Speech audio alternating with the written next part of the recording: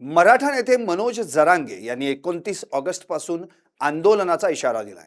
या आंदोलनात नाशिकच्या येवला लासलगाव मतदारसंघातून हजारो मराठा बांधव सहभागी होणार असल्याचा निर्धार आंदोलनाच्या नियोजनासाठी या ठिकाणी करण्यात आला आहे।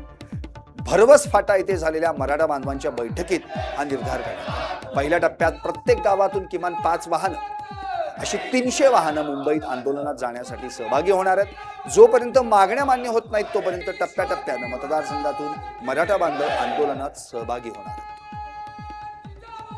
तर 25 ला जे मुंबई येथे आंदोलन झालं होतं माननीय जरांगे पाटलांच्या अध्यक्षतेखाली, त्याच आंदोलनामध्ये जे माननीय मुख्यमंत्र्यांनी जे आज शब्द दिले होते, कुठंतरी ते शब्द म्हणजे बहुत ज्या पूर्तता करायच्या होत्या त्या पूर्तता न झाल्यामुळं जरांगे पाटलांनी पुन्हा एकदा आंदोलनाची हाक दिली।